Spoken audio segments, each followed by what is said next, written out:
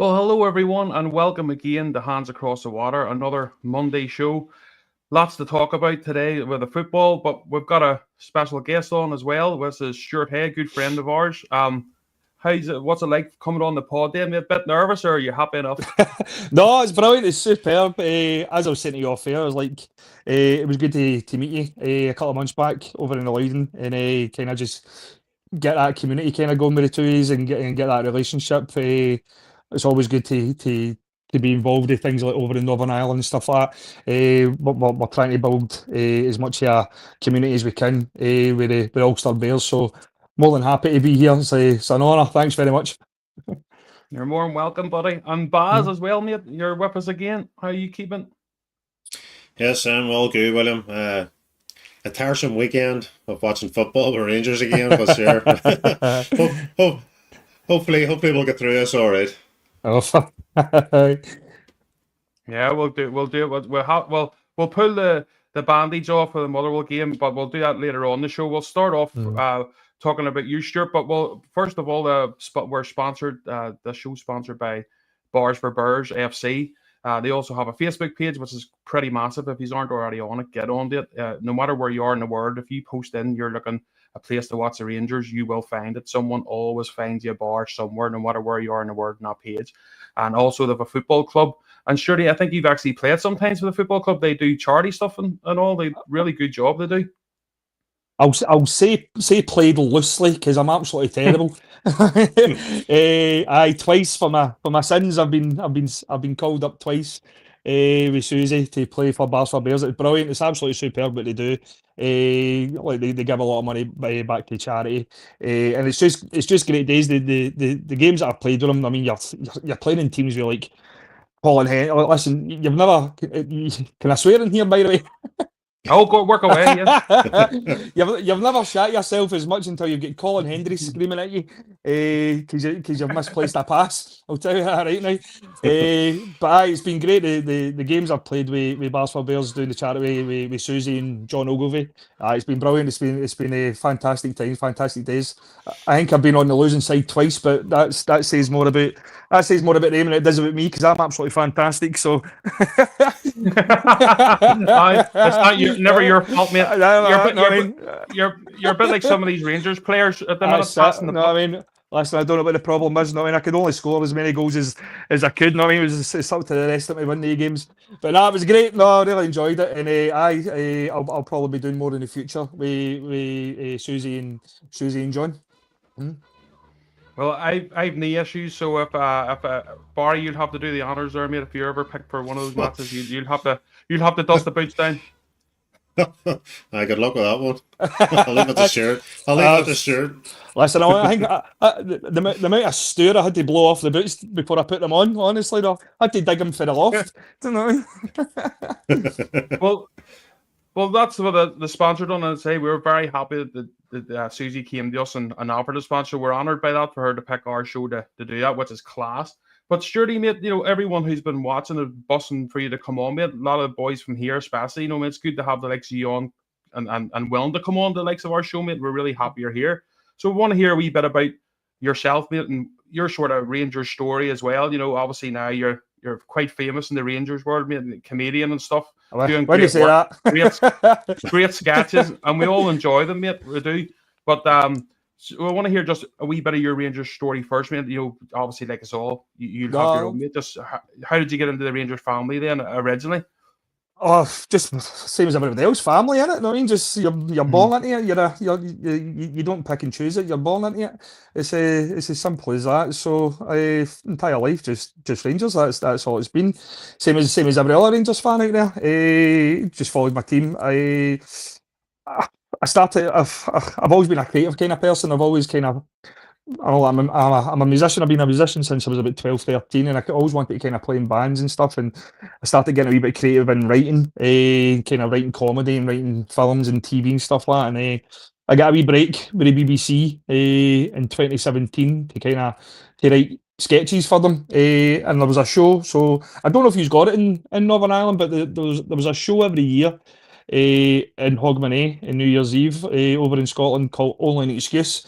And it was basically just a sketch show that kind of poked fun at Scottish football and politics and stuff like that. So I managed to get a start in that. So I was writing for that for a couple of years. And then when COVID and all that came and lockdown and stuff, like we couldn't do it anymore. So I started just kind of doing wee sketches. I continued to do them, but I just done them on my phone.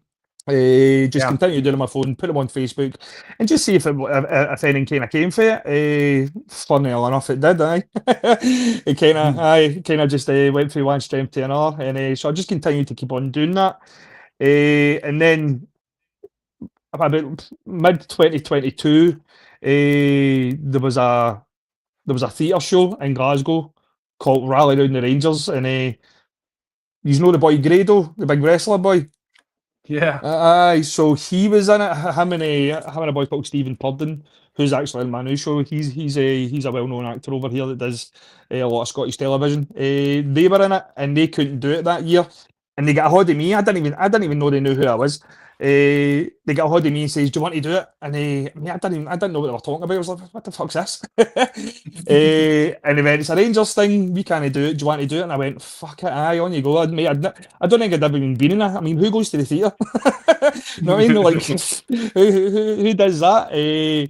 So I went, "Aye, fuck it. I'll give you a chance. I'll give you a shot." And I loved it. Absolutely loved it. It was insane. We done 19 sold out shows in a theatre called the Pavilion in Glasgow. I think it holds about 1,200. So we done 19 sold out shows there, and it was magic. But I felt as if the story wasn't the story wasn't the best kind of story. It's hard to explain, but I thought with my kind of writing background and me being a big Rangers fan, I thought, "Do you know what, I could write my own one here, and I think I could do one that would speak to Rangers fans directly. I think I could do one that would really give us something to be proud of." So I wrote a show about coming back through the leagues, that whole kind of journey of going down to the bottom and coming all the way back up, and it's just went from strength to strength. It blew up, and it's became this fucking juggernaut thing that I can't even handle anymore. You know what I mean? So I continue to do that to this day. We get to tour it in big arenas. We get to do the London West End, and we're away to Sydney Opera House in Australia next month. So it's just became a bit chaotic, mate. Aye, but I've loved it. It's been fantastic, and it's just a show about Rangers fans. It's just a show about celebrating being a Rangers fan and our history and our culture, and just it's all about our community. So I'm really grateful it kind of connected with the Rangers fans the way I always wanted it to. And as I say, it's getting to play like big arenas and taking it across the world and doing all these crazy things with it. It solidifies that vision that I had of if I'd done it and I'd done it right, then it would work, and gladly it did. That's great. No, that's the same, mate, because I watched the sketch and stuff. It's really, really funny. But see, Thank that you. was only an excuse you had said. So the first Aye. time I'd ever watched that, I was actually going over to Ranger Nuts, and we're playing them over that sort of time of year. Mhm. And the next minute was at a house, you know yourself, but like when you were over here getting invited to all these houses, same as us. So this only excuse was on the TV, so we wouldn't have got it here unless you went obviously to BBC Scotland. Aye. Obviously BBC Ulster doesn't show it unless you go on the iPlayer. So I'd never heard of it before. So I was Aye. sitting there drinking beers, watching this show, and I ended up finding myself in stitches. And they were like, Aye. "Oh, every year they do this. It's like a comedy Aye. sketch every year." It was a Just huge ripping the thing. piss. Aye, it was a massive thing. It was the staple of Hogmanay. Every Hogmanay was on at 11:30, right before the bells, and it was on for 25 years. And it was something that the entire country tuned into. It was something you really look forward to. So being able to write I got to write the last two episodes. I was in the very last episode as an actor. I was actually in it. So there was characters.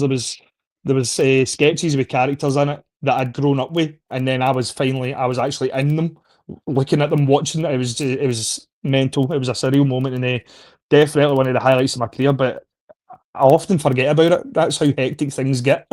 Then I often forget that fuck I've done that.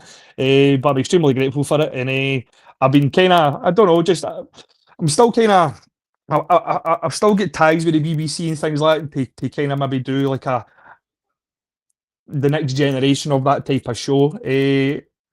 if it comes to if we get a chance to do something, then it'll be great. But the whole doing the theatre stuff for the journey back, then our new show, Gallant Pioneers, that's kind of that's completely took over my life for the past 2 to 3 years. So once I find a wee bit of time to maybe get back into doing the sketches full time again, then we'll see where it goes. But in the meantime, I still do the sketches. I've started to do wee sketch shows around about Glasgow city centre and just like wee pubs and stuff like that, just to kind of test the waters to see if it is something people do like. And it's been working out really well. We've been just having really funny nights. So maybe in the future we'll do them more often. But for the moment in time, I've got enough on my fucking plate. You know what I mean? Yeah, a lot going on, mate. But that's good. If you're busy, you're doing something right. Do you know what I mean? Oh, well, That's the way I you're look muted. at I it. can't hear you. Oh, you Can you cannot hear hear me me? now? Yeah, I can hear you. Aye, 2 seconds. It's my fucking 2 seconds. That's it. We're back. We're rolling. It's these You're fucking back. headphones. No, I'm saying if you're busy, it means you're doing something right. No, definitely. I'm extremely grateful. Like, this is I get to do this full time now. I was a postman. I was a postman for 12 years. And then in between the period of kind of doing the sketches and kind of coming into doing the journey back, like there was a couple of years of just kind of having wee bit part jobs to kind of keep it going, and then finally, like the past 2 years, things have worked out well enough where I get to do the shows full time. So this is what I get to do now. So I'm extremely grateful. I'm over the moon with it. And also, mate, sure you've started to come over to Northern Ireland, as you say. It was a place you haven't been before, and this unique place that we have over here. So Aye. you've been. What do you think? What's your thoughts then, mate, being over here? That's what I was saying to you off air there. Like, I'd never been to Belfast, and I've been like 6, 7 times in the past year. I feel as if I'm never out of the place. I mean, but mate, it's magic. It's magic. It's scary as fuck. But it's absolutely magic, man. It's I've had some of the best times over there. I've met some of the greatest people. I've just had such a great time. Dealing with boys I deal with now, the KOB down in Sandy Row, a boy called Sam Chestnut. He's fantastic. He always looks after us. His club's down in Sandy Row. He invites us over to do to kind of do a couple of nights in his club. And just I was over for the 12th as well. He got us over to do a thing on the 12th with the Gers TV. And I was only supposed to be there the night, but I was like, no, I'm staying for a few nights. I'm having a belter here, and stayed for the 12th and all that carry on. And all I can remember is 5 o'clock in the morning, and I'm guarding a bonfire in Tiger Bay. You know what I mean? Well, so everybody has to do their turn at garden. exactly. Bonfire. That's just the exactly rule. it. I mean, that's basically I get told. This is you now. You're here. This is what you do. But oh mate, it's surreal. Honestly, some of the times I've had over in Belfast the past year have been fantastic, mate. It's a place very close to my heart now. A lot of great people, a lot of great times. Even like when we take the show over, like the journey back and stuff like that. Like when you do these kind of shows, it's like you're in and you're out. You don't get a lot of time to kind of really see a place or really deal with anything like that. So the last time we were over, when we done the SSC, I made sure we all went out that night and get a big drink and stuff like that, and like kind of just have a good time and relax. And it was one of the best nights I've ever had in my life. I really enjoyed it. And then again, coming back over for the 12th and stuff like that, and really kind of meeting people who came to the show. Met a lot of great people down like Tigers Bay, down in Shankill, down Sandy Row. Just everybody's just absolutely fantastic. The friendliest people I've ever met, and I'm dying to get back over. I can't wait. But actually, we've got a wee announcement coming in a couple of weeks about coming back over before the end of the year. So keep a wee eye out for that. Oh, perfect. Just give it. Well, just you let us know when you're doing that, man, and we'll share all that on for you. So we will 100%. Brilliant. Do you any questions, Baz? I feel like you're left out here, mate. Do you have any questions for Stuart? I have another podcast to do later, so I'm happy enough. I'm happy enough, Stuart. I'm on another Rangers podcast later, so I'm no, it's what you do is brilliant, Stuart. You know, when you're talking there, we're thinking about similar things that we're doing with this podcast. It's having a dream in your head and trying to fulfill it, and it's admirable what you actually do. But one of the big thing is, Stuart, we're talking about Northern Ireland. It's that connection, isn't it, and how big it is Rangers are over here, and how you can connect to the support over here. Because we're quite lucky in Northern Ireland. We're a smaller country, and a lot of the Rangers fan bases are a lot closer together. Yeah. So if you're running a show, it's especially in Belfast, it's very easy for all the Belfast boys to get into that centre and support you. And I watched your last show on YouTube, and there was a hell of a crowd there, Stuart. That was a big crowd, like. It was that big that we're no allowed to come back. No, listen, 100%. Like ever since we took the show over to Belfast, the support that we've had, not only from supporters clubs in Belfast, but from all over Northern Ireland. We've got. I speak to people from Coleraine. I speak to boys from Londonderry. Boy called Marco Finlay. He's a good laddie. There's the Lisbon boys and all that. It really cements what we've done. That really shows that it worked. That people were coming from all. I mean, there was a. I don't know if you ever seen the picture, but the Dublin loyal came up to the show in Belfast, and they had a big massive flag that says "Behind Enemy Lines." You know what I mean? So it's things like that, to see when we go and do these shows and stuff like that, and you see the fact that people travel from all over the country, no matter where we go, to come and see it. It shows that it worked. And again, it was all about community. It was all about creating a community with Rangers fans and try to kind of just have that sense of community with everybody. Like we're all in it together for the one common interest. We're all Glasgow Rangers fans, and that's all I really wanted to do with this show. It was a celebration for Rangers fans, and to be able to take it to all these places and see people coming from all over the country to come and see it, like it really showed me that the ideology behind what I wanted to do really worked, where it was just about creating big community, everybody together, all under one roof for one common goal, and that's exactly what you're doing with the podcast as well. Like I've said to you before, like nobody supports Rangers more than fucking people from Northern Ireland. Like it's insane.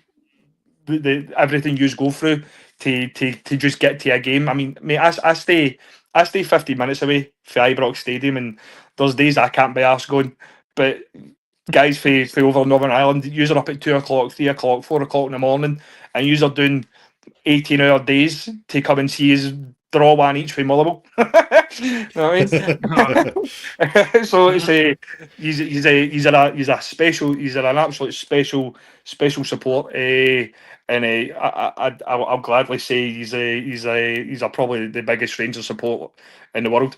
The ones that come from Northern Ireland, usually the real deal, and it's brilliant. I love it.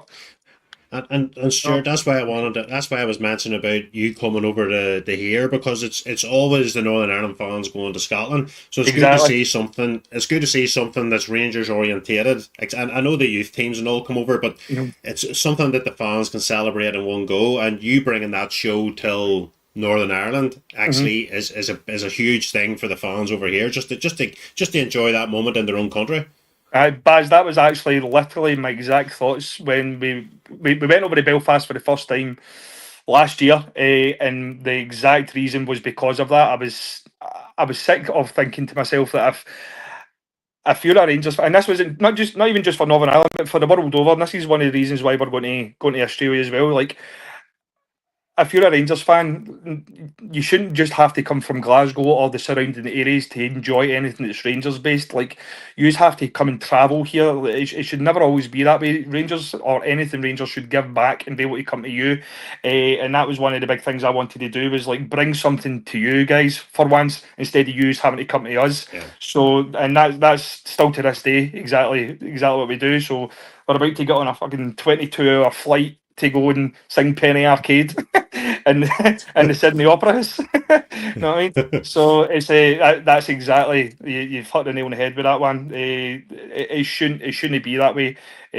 So it's about giving back, and as much as like what I do is I'm just a regular Rangers fan who's I've got a show that's a big Rangers thing, but I'm still just a regular fan. So being able to do something and bring something over, if it brings people joy, and if it means he's get to all be together and celebrate Rangers, then my job is done, and I'm over the moon with that. Perfect.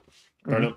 I'd say it's the only country you'll find that you'll get an open top bus and everything going for you. That was one of the best things I've ever seen in my life, by the way. A fantastic story about that. So I was aware of it, right? So I was aware that there was an open top bus going to the show in Belfast, and I was already aware of it. What I wasn't aware of was they were driving through the Belfast city centre during rush hour, playing songs that maybe I shouldn't have played. But that's after him. I mean, that's after him. But I remember I was sitting, mate, I'm sitting backstage. I'm sitting backstage at the SSE and eating a pizza. Just trying to have my dinner. And I got a phone call for the production manager at SSE, and you could hear the terror in her voice. I was like, what is it? She's like, Stuart, an open top buses pulled up outside. She says there's about 3,000 people out there, and they're all setting off flares. I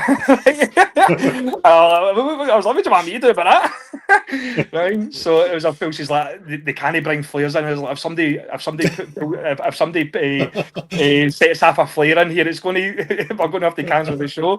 And I'm sitting going, fucking Belfast, man. Okay, there you go. There's Belfast for you. So it was brilliant, mate. It was if anything, we've done a lot of great shows. We've done a lot of big shows. That one there, that will go down is probably my favourite. It was terrifying. They says to me, so when it comes to doing the big arena shows and stuff like that, because it's a theatre show, they don't give you the full arena. They only give you like a third of it because it's a fucking theatre show and people want to be able to see it. And they says to me that in the 20 years that the arena's been there, that's the loudest I've ever heard it. And there was about 3,000 people there, and the place could hold 10,000. So all these big shows that I've ever came to that arena, 3,000 Rangers fans beat them. So I love that. And what's even funnier is we've got a star in their Hall of Fame, and it's right next to Beyonce, which is really funny. So there you go. That's my wee claim to fame. The mighty Glasgow Rangers fans fucking are right up there with Beyonce. But it was great. I really enjoyed it. It was the Belfast crowd, or the Northern Irish crowd done me proud that night. They understood the assignment, put it that way, and they cracked it. It was great. Brilliant, mate. Absolutely. But we'll have we unfortunately couldn't go to that one, but we'll definitely get to the next one if you're doing it. I suppose you'll be back again. Like, you didn't get banned, so no, I wouldn't say we're banned, but we just can't play the arena again.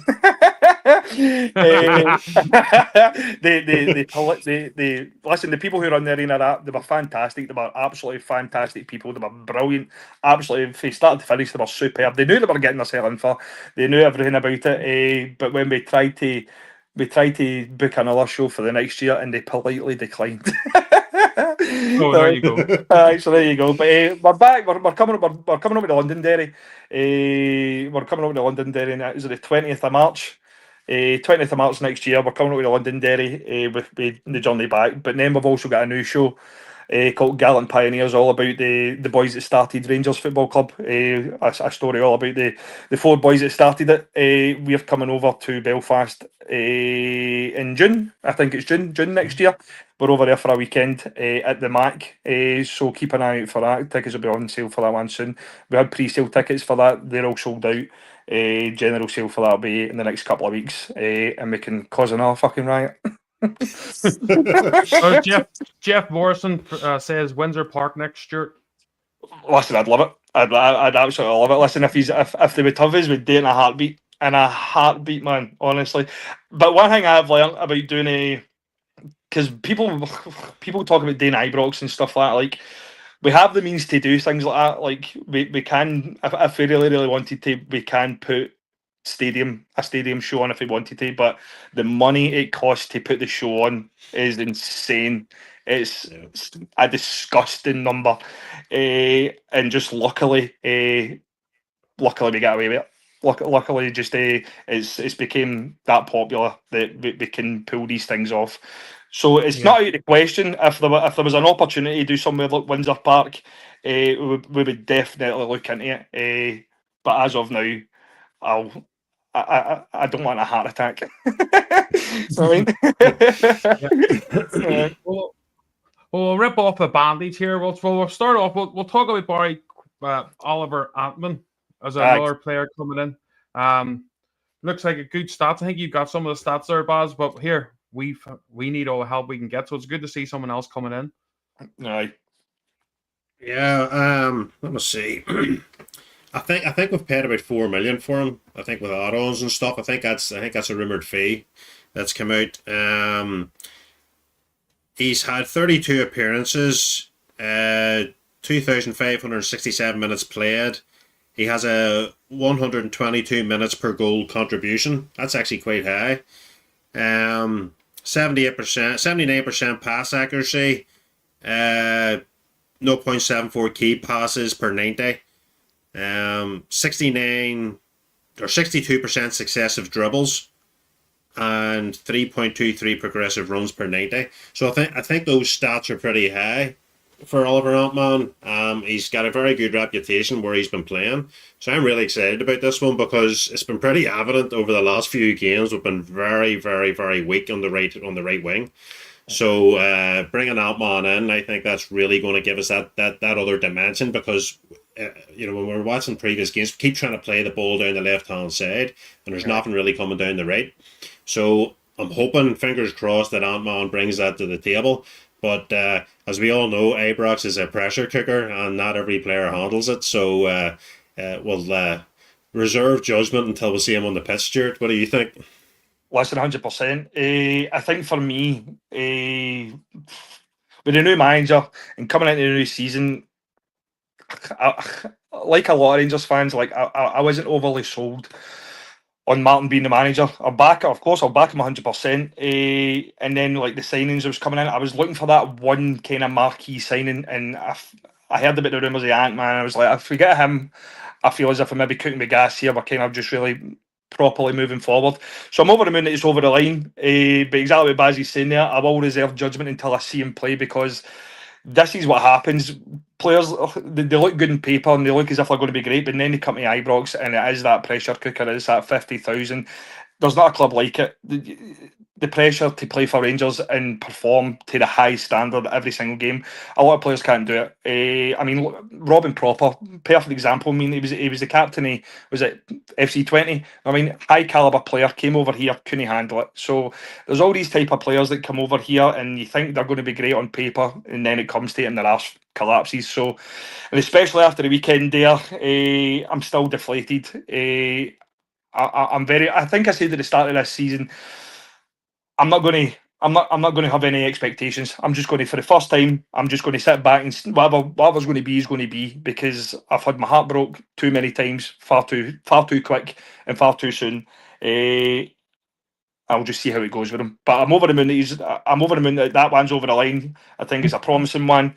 I just hope he really does the job for us. We're needing that. We're needing that flash. We're needing that final third. That extra wee something. That just that bit of flair that we're lacking. It's good to see Gassama. I feel as if he's got that bit of flair. He's got that kind of forward thinking mentality. I hope we see Ant-Man doing the same thing as well, and we can cause people a bit of problems and really be a team people fear to play. That's the big thing as well. We're needing that back. A lot of teams aren't scared to play Rangers anymore, and we need to get that back. Yeah, 100%. No, definitely. I think we haven't been great in the games against Panathinaikos, but we got over the line. So it's hard to go too hard. It's all about winning and getting through. You're playing Motherwell first game of the season, obviously, and you're thinking, right, everyone's going to be up for this. Now, in my opinion, the only downfall is there's still too many of the old guard starting the games. Hopefully, as we bring more players in, we can start moving the old guard out and getting these new guys in. we know it's going to take time. But Baz, I'm just going, even though it is going to take time, Motherwell are doing the same. They're trying to play from the back with our new manager. He's only been in about 6 weeks as well. But they actually played the style of football we want to play better than what we did. And I think that's what the disappointment is, Baz, with yesterday's match. You want to give people time, but I think the Rangers support in general are just sort of fed up with always waiting for something good to happen. And then you see a performance like that and you're like, here we go again, Yeah. Well, that's because the performances have been like that for the last couple of years. Regardless of who's been in charge, it's the mentality of the team seems to be and reverts back to the same old tactics. Russell's had a full pre-season with these boys, and some of the older players are still reverting back to the way they were last season, and that was very evident against Motherwell. It doesn't look like they've got the confidence to grasp the game and really take it to these teams. The reality is these teams like Motherwell and St Mirren and all, you've seen them as yesterday. They're not as scared of the old firm anymore. They're willing to give it a go. And yes, that's good for Scottish football. But Rangers need to up their game. Their levels need to be even higher than these guys are trying to produce. I mean, if you look at Motherwell to start, Motherwell, the playing from the back actually hindered them a bit because that's how we got the first goal. McGinn got caught, puts the ball in out for a corner, and we scored from it with Tavernier. But the problem is after that, I didn't really see Rangers pressing them too hard after that.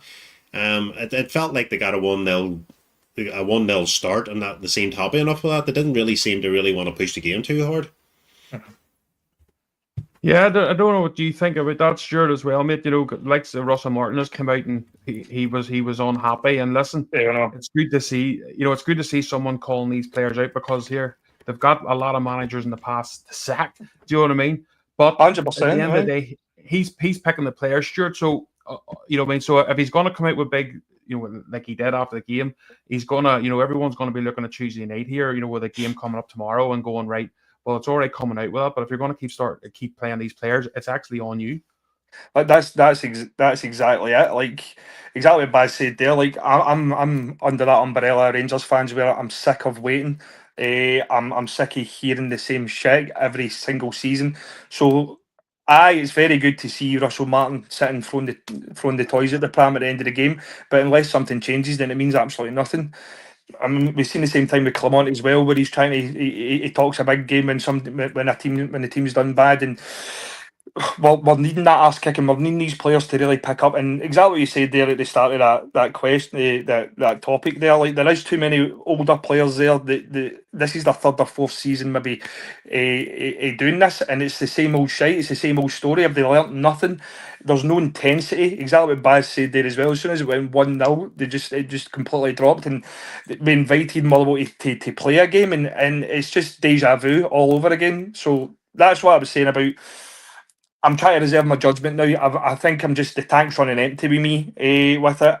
A lot of people keep on saying, "Oh, you need to give people time. You need to give them time." They've had enough time. I'm sick of it, and it's wishful thinking, I know, but I'm needing the results, and I'm needing proper results instantly. I'm sick of this rebuild shite. I'm sick of having to sit and just hope and pray that a team turns up that day. Because they'll just get bulldozed again. I mean, the team on the other side of the city, they won't give you another chance. This isn't going to be another chance again. So I'm really needing to see changes, and I need to see them quick. And to say that after the first game of the season is a joke. To be having to sit here after the first game of the season and demand more, they should be fired up for that. It should have been a thumping yesterday. Should have been a moment of intent, and it's not been. And exactly what you're saying about the Panathinaikos games, scraped by, absolutely scraped by. Of course, a win's a win, and we got through it 100%, and I'm over the moon with that. And I'm trying not to be a negative person at all, but they're no great. We're not great at all. And to go into this campaign with a new manager that not a lot of Rangers fans were kind of over the moon about, a lot of new signings that not a lot of people really knew about, or know too much about. You really want to see intent. You want Russell Martin to kind of put that team out there full of confidence, knowing that this team is going to change opinions on his Rangers team and the way they're going to go this season, and it hasn't done that. So we'll just need to see what happens. But again, I'll sit back and quietly watch. Right. Yeah, I mean, I think what the frustrating thing is too for the fans, I think we're just, as you say, not only are we sick of watching the same old crap and getting the same old results, it's the same old players, and it's like the manager Russell Martin comes up with a mentality thing, and I think when you've got players like Proper who's just left the club and then he's coming out saying, look, I disagree that I didn't play well when I was there. I did play well. And I'm thinking to myself, well, if that's the mentality in our dressing room, if the likes of not just your captain, but this leadership group, as they call it, if they're sitting there, and telling the likes of Proper, are you doing all right, son? You're doing all right. You're doing. Then that shows you what's being accepted at Rangers, and that mentality, Stuart, has to go. 100%. I hope that's what Russell Martin was meaning by when he was talking about too many egos in that dressing room. I really hope that there is that difficult conversation with some of them to say this isn't good enough. There's a level here, and it needs to be that level. You can't just be mediocre. You can't you can't disappear in games. You can't just get by with them. We need you to be firing in all cylinders every single game. You're here to win trophies, not just to get by. So I really hope that Russell Martin's a man of his word, but again, there's been about 2 or 3 managers in the past 5 years that I've felt the same way about, and look what happened there. So again, I'll be quietly observing and just kind of. I don't want to. I don't want to say too much, and I don't want to jump in and go. I'm all for it, but I also don't want to be a negative Rangers fan either and say no, I'm done with him. So I'm just watching and seeing how it unfolds, wishfully thinking that I eat my words by this time in May.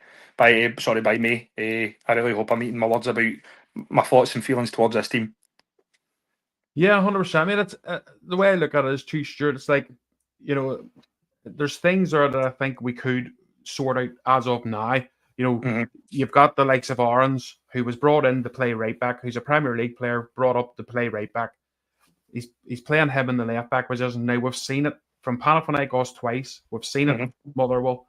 And I actually put a tweet up halfway through the Panathinaikos game, the away game, and I just put a tweet up at halftime going, stop this nonsense of playing Aarons at left back when he's not comfortable, because obviously when he's trying to receive the ball and he's trying to turn, he's can't because he's on his wrong foot. He's getting caught out. So I'm thinking, all right, we haven't got a left back in yet, but we've got Jeffy there. He can't be any worse.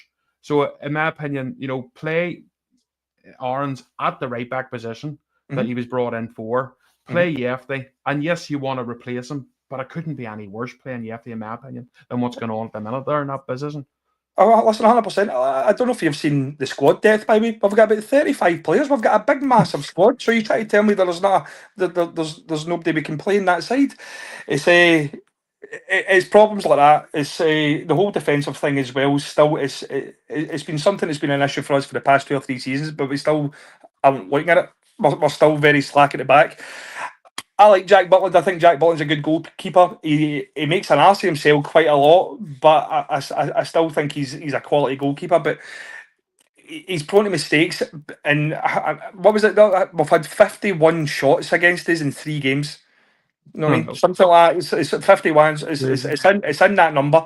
So that's just danger. Why is that not something that we're looking at and get fixed?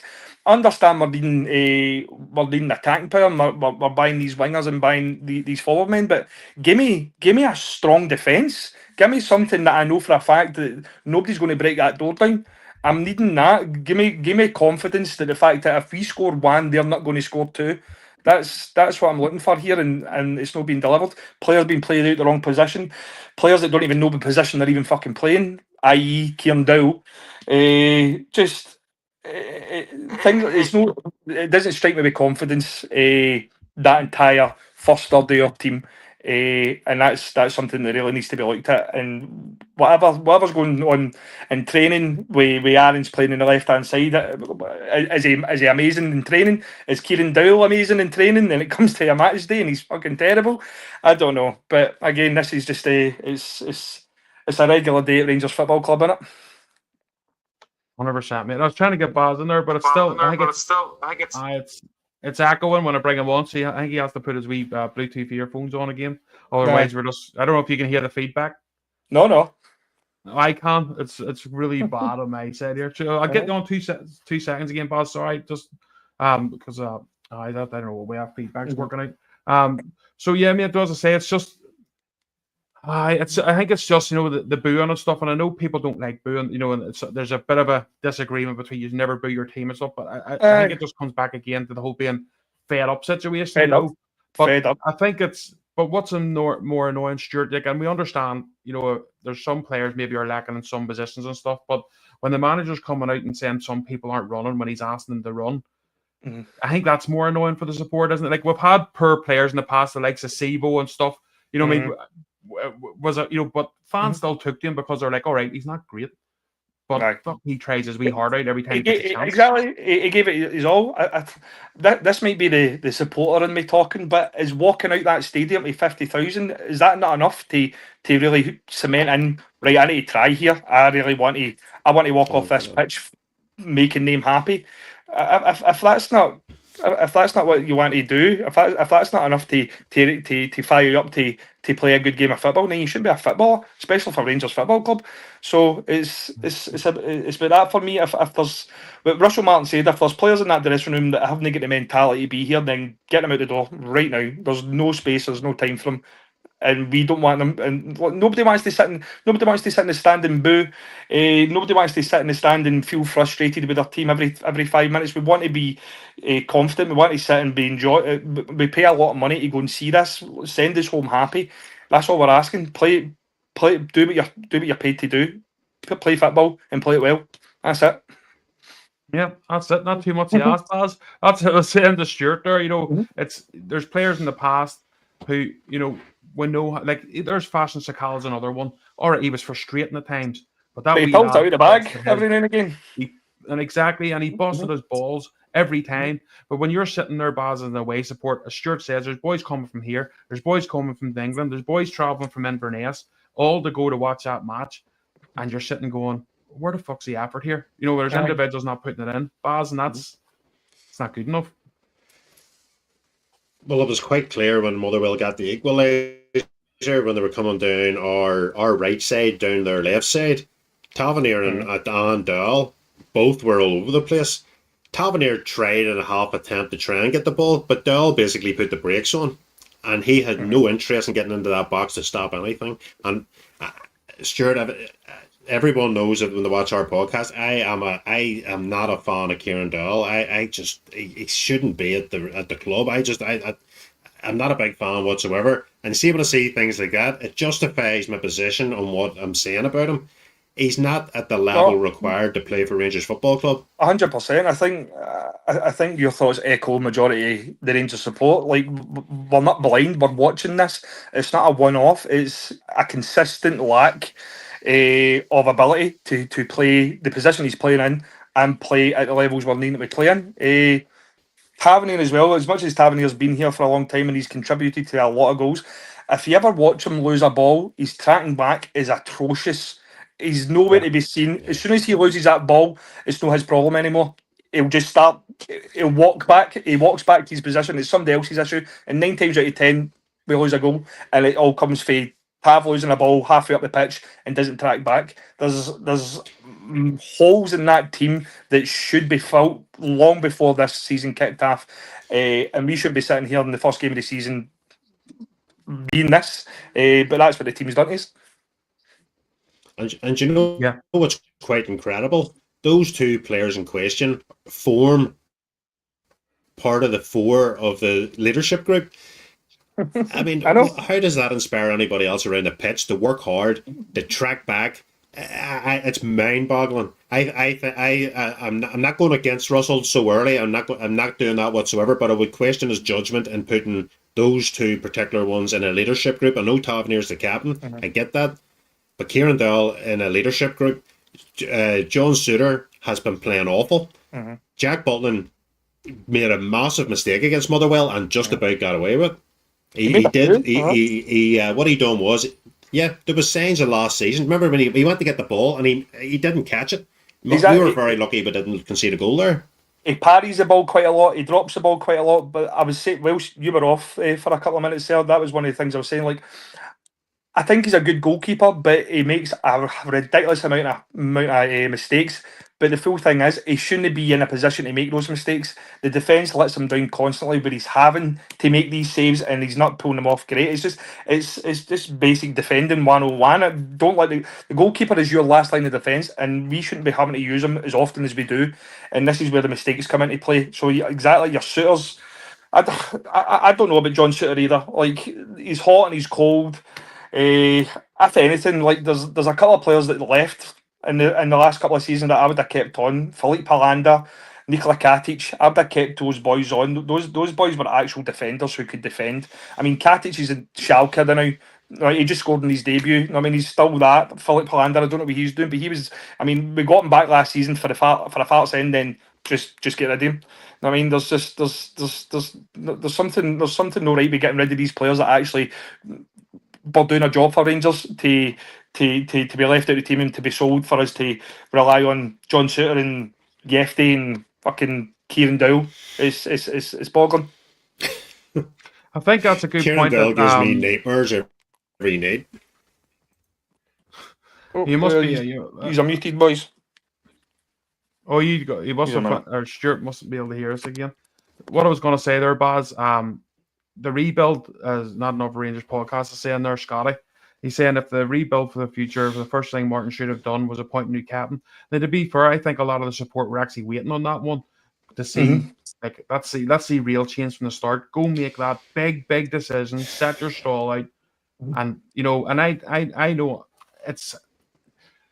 There's a lot of people love to have a lot of support, don't you know what I mean? But what I'm getting in is it's not that. I'm just looking at the player now. I'm thinking he is not. At the end of the day, he is not the player he was. He's not offering. There's Stuart saying that when he loses the ball, he won't even check back. I think a part of that's attitude. I think another part of that's because he can't. His legs are done, in my opinion, to play that role, and it's a high intensity role. It's bombing up, especially in the way Martin wants to play it. But he's going to have to make a decision there and very, very quick on what he's going to do. If I can say something about that, so see with Tavernier, so we've got a captain who's also in a leadership group. A leader of what? We've not won anything in 4 years. You know what I mean? A captain of what? A captain of a team that's not won anything. So where's his influence in this team? How can he be influential to a team, to a brand new team? What stories is he going to tell them? How's he going to get them riled up when he's done absolutely? He's won fuck all. So how can he still be a captain and looked at as an authoritative leader figure when there's nothing that he's done that's authoritative or leader-like? There's nothing there. So I would have been looking for a new captain myself. I know, Badge, you're the same, but you were looking Raskin, and a lot of the comments are saying the same. 100%. I would have took Raskin. He's got that fire about him. He's got that. Yep. Sorry, on you go, Baz. No, you're all right, Stuart. No, I said about Raskin because Raskin, if you watch Raskin when there's a bad challenge, when there's a mistake by the referee, he's the first pit bull in there, and he's the one charging at the referee, and then here comes Tavernier trotting along about 5 minutes later when Raskin's done the job for him. There are wee moments that I don't think everybody takes into consideration. You're right about the thing he had. Like, his record of goal scoring is phenomenal. I mean, for a right back, it's crazy numbers. We all know that, and that's probably what's got him through the last lot of years is his goal return. Yes, he scored a good goal there at the weekend. It was a good header. It was a good goal. But inadvertently, at the end of the game, when we needed him to defend, he couldn't do it. So, the header literally became nothing. I totally agree, and that's a big point as well. Like, yeah, he scored a lot of goals as a right back, but I'm not looking for my right back to score goals. I'm looking for my right back to be a right back. I've got forwards that should be scoring me goals. So the fact that Tavernier is as a right back has kept his job because he scored these goals, then he shouldn't be a right back again. So it's things like that just boggles my mind. Like he's still in this team and he's still held to this high regard because he's doing something out with his position, and his position is a defender. He's supposed to be defending, and he's not defending. So it's textbook to me. It's plain and simple. Like, he's not doing the job he's paid to do. And there's another thing I've noticed, and especially from last season and coming into this season, he tends to drift into the middle a lot. It's like, I'll let somebody else deal with it. But the problem is, he is the guy there that's meant to be dealing with it. But he tends to mark that guy in centre half. So if the ball comes across, I'm marking somebody else, so don't look that bad. But that's not the way it works, Stuart. I've thought, listen, the same thing happened against Motherwell.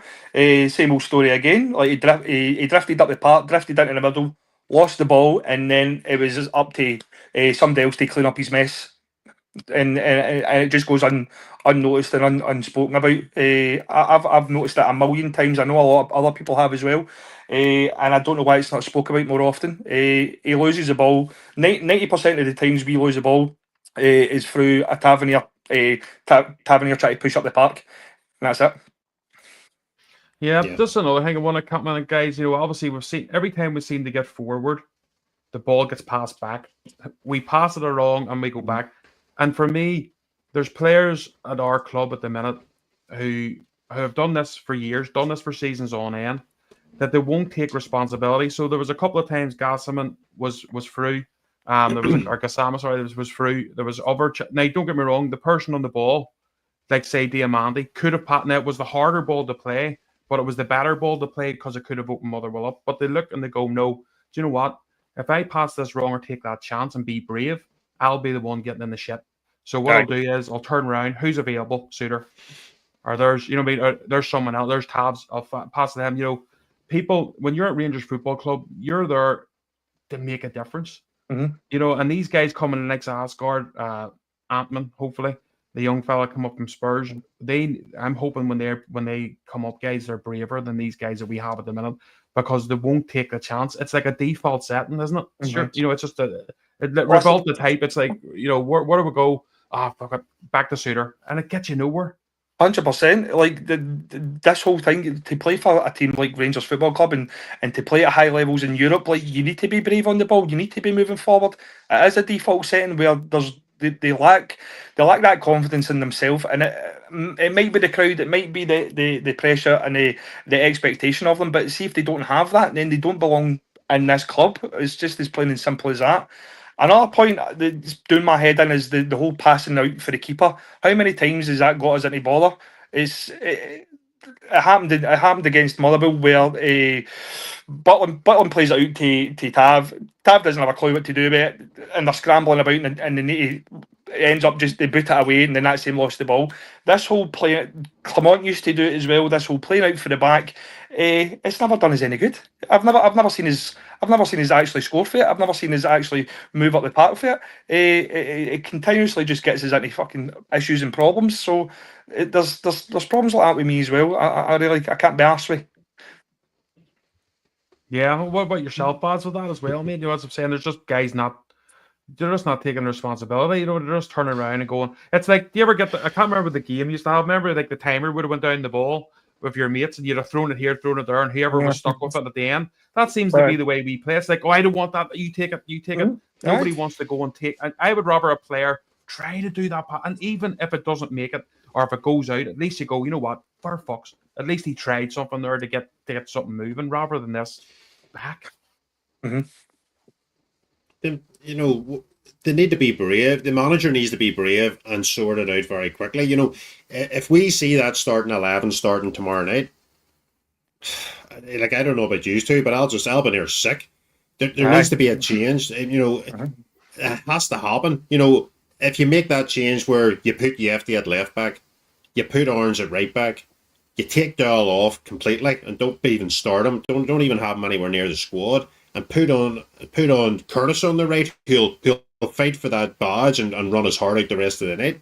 Them sort of changes will make the difference. Put Cameron in. Cameron looked really well when he came on against Motherwell. I thought he was quite lively. He was chasing the ball. He was trying to make something happen. And they're the types of decisions that a manager has to take in order to keep the supporters on board. Because if he plays a similar team like he did against Motherwell and we don't play well tomorrow night, there's just going to be this constant negativity with the supporters towards the management. It's going to happen. Yeah. I will say one thing. Oh, sorry, sure. Go ahead. No, 100%. Exactly what Baz was saying there. Like the way Russell Martin started this season, the way the games have kind of went through with Panathinaikos, even though we get through and we won, how things are going to go tomorrow and how things are going to go at the weekend, he's going to start seeing a lot of pressure on him. If things don't go the way we all want them to go, and that's the position nobody wants him to be in, especially this early on in the season. But this is something that he knew he was going to get himself into, and it's only up to it's down to him to get us out yet. If he wants us on his side, he's went off to a bad start with it. The team's went off to a bad start with it. Just want to see it tomorrow. Hopefully they can get the finger out and really give us something to appreciate, you know. Yeah, just quickly, what I'll say is about tomorrow night's game. We have a match ticket. It's a wee bit of a competition on our Facebook and Act. So if all you have to do is hit the subscribe button if you're watching. Hopefully you have hit it anyway. But if you have hit it and you are looking at a ticket for tomorrow, I'm doing a wee draw after this show and on the Facebook and Act. So if you subscribe, just take a screenshot of your sub and put it in there into the comments. But we'll quickly chat about. We're coming up nearly to the hour anyway. But we'll quickly chat about tomorrow night's game. Start with you, Baz. What changes are you looking to see tomorrow, mate? In personnel wise, Dahl out, Tavernier out. I would love to take Suter out, but I don't think we'll have the personnel to replace him. I don't think he'll take a chance for Fernandez just yet. I think he's a wee bit raw. I wouldn't have Orange at left back. He looks so uncomfortable. Orange is a right back, and let me just say quickly on Orange. He's actually destroying that wee lad's Rangers career at the minute, playing him at left back, because the fans are looking at Orange and thinking, frick, he's not as good as people think. But he's playing on the wrong side. He doesn't like playing with the left foot. He likes to keep cutting into the right. He has the people. Rothwell must start, I think. Raskin, bring him more into the centre midfield. Diamande, I would actually drop and put Cameron on. Up front has to be Dessers. Danilo doesn't cut it for me at the moment. And Curtis and Gassama. That would be my team. Butland will be an obvious one in that. What do you think, Stuart? Listen, I'd say Baz is on the money there, 100%. Those changes are something that we really do need to see. The changes that Baz is saying would be our strongest 11, I'd say. I'd like to see Cameron. I'd like to see him exactly what Baz says earlier on when he came on against Motherwell. I feel as if he's going to be the type of player that's really going to fight for his place. I think he's got the mentality and the fight to be a Rangers player. And I think games like tomorrow night would be the perfect place for him to really show the team, show the fans that he's one that's going to be here for a while. Curtis, I like Curtis. I think Curtis is going to be a big player. I'd like to see him get the chance out tomorrow, and definitely with Danilo. I don't know what the issue we have with Danilo. I understand he's had injuries, but those times where he's been given a run in the team, he's just not done it for me either. Dessers isn't. I love and I hate. I love Dessers, and I also can't stand him at the same time. It's like a love-hate thing. But he's the lesser of two evils, isn't he? But I'm gutted about Danilo because Danilo should have been a good player. Danilo should have been someone who should have been our number 9. It didn't work out for him. I don't know why we're still hanging on to him. I think it's clear that he's not the man for the job. Dessers, we know, can do a job, but he can fuck things up as well.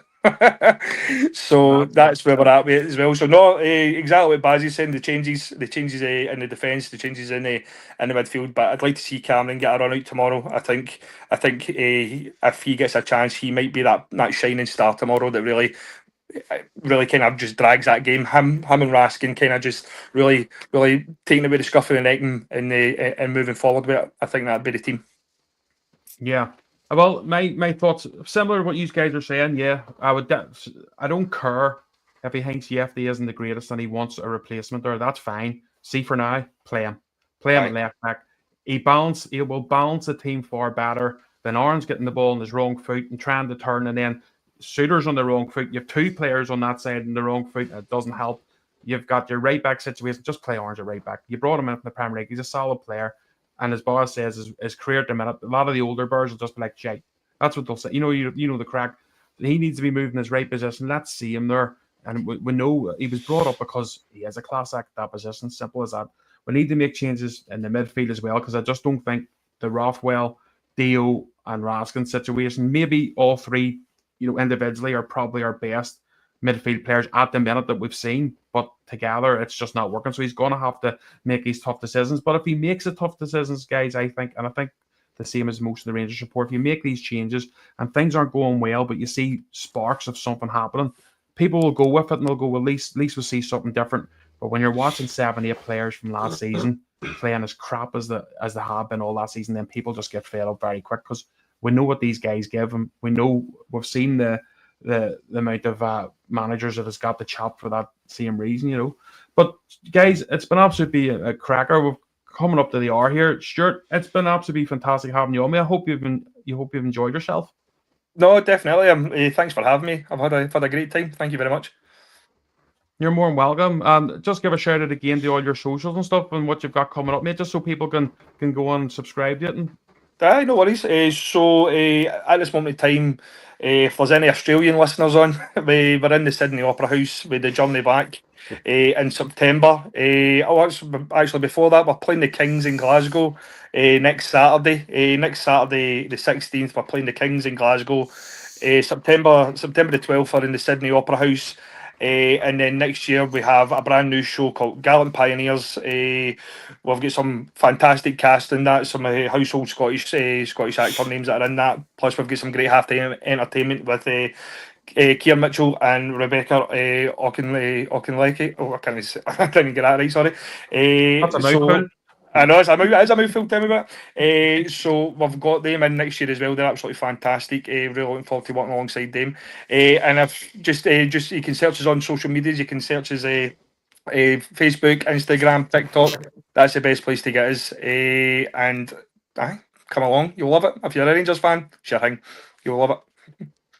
And Baz, yourself, mate, as I say, you have to do another show here. God love you. You have to speak about that game twice tonight, mate. I know it's the first. It's something. Well, Alan Dell. It was the first time my laptop's done this. I know it's a storm over here at the minute. I know what the hell's going on, but it seems to have attacked my laptop. Stuart, I know what the hell's going over here. No, listen, the rain's absolutely battering off my window right now. But yeah, Stuart, brilliant to have you on. Just listening to your story, Stuart, it's inspiring, mate. Absolutely inspiring, fantastic. I appreciate that. Thank you very much. And again, it's a pleasure to be asked on. Again, I've got a massive amount of respect for the Ulster Rangers fans, and it's always a pleasure and a privilege to connect with them. And I hope we can do more again in the future. 100%. Well, Donald says, question, how do I buy you lads a drink? Well, see, we're trying to get our memberships up, but you have to have so many viewers and so many subscribes. But we're getting there. We have to get 3,000 views. So if you want to become a member when that's open, if you keep watching, we'll hopefully get that soon. Because if we like to Stuart on here, it's a bumper show and a lot of people watching, so that'll help us get the watching hours.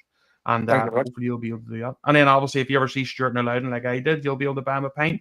I'll be there tomorrow. So I'll be there tomorrow about 6 o'clock if you want to buy me a pint.